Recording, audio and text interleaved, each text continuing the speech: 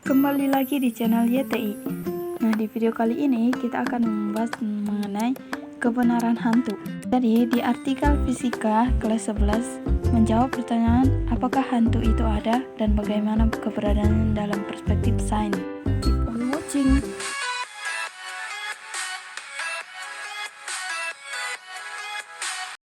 Hidup kita memang tidak bisa lepas dari yang namanya hantu. Mulai dari acara sekolah, seperti jurik malam, nuansa horor di pesantren, sampai momen ujian nasional yang sering dimanfaatkan para hantu untuk masuk ke badan kita. Tidak hanya masuk ke ranah pendidikan, di Indonesia hantu juga merambah dunia hiburan. Ada satu acara di mana orang-orang yang punya pengalaman horor dikumpulkan dan disuruh curhat. Salah satu adegan yang paling fenomenal adalah ketika si pakar gaib ini berperang melawan Dajjal. Tidak berhenti sampai di situ, bahkan ada acara televisi yang menggabungkan beberapa paranormal di suatu tempat. Mereka duduk berjejer meja bundar dan saling berdiskusi mengenai tempat-tempat angker yang ditampilkan di layar besar. Dari berbagai banyaknya jenis hantu yang ada di Indonesia, diam-diam setiap dari kita pasti pernah punya pertanyaan ini. Hantu itu benar ada nggak sih? Kalau kamu adalah salah satu dari sekian banyak orang yang menjawab percaya, maka kamu cocok sama warga Amerika. Ya, menurut Harris Poll dari Life Science, 45% masyarakat Amerika percaya akan keberadaan hantu. Bahkan 28%-nya mengaku pernah melihat penampakan hantu. Masalahnya, keberadaan hantu masih sulit dibuktikan oleh ilmu pengetahuan. Ada banyak hal dan teori yang dapat membantah pertanyaan ini. Hantu itu ada dan hidup di sekitar kita. Berbeda dengan orang Indonesia yang suka menangkap hantu dengan menggunakan botol, orang luar negeri biasanya memburu hantu dengan electromagnetic meter atau lebih dikenal dengan sebutan EMF meter.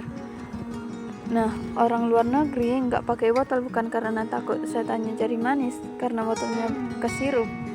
Nah, EMF meter digunakan karena dapat mendeteksi gelombang elektromagnetik di sekitar kita.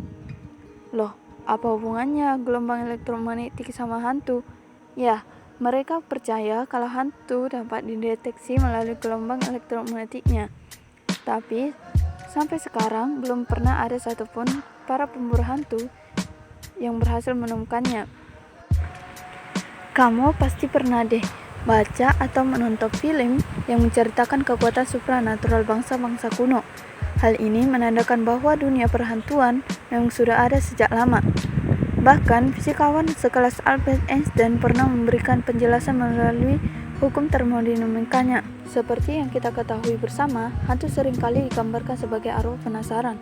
Kurang lebih seperti ini proses munculnya hantu.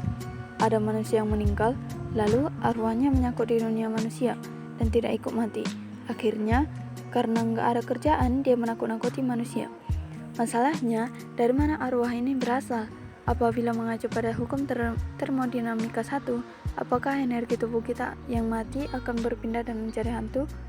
Oke, pertanyaan ini memang terkesan saintifik, tapi sebenarnya jawaban ini sangat sederhana. Ketika seseorang meninggal dunia, energi dari kita akan menyatu dengan alam. Saat seseorang itu dikuburkan, tubuhnya akan dimakan oleh dekomposer seperti cacing dan belatung. Itu artinya energi kita akan berpindah ke cacing dan belatung ini, bukannya berubah menjadi kuntilanak.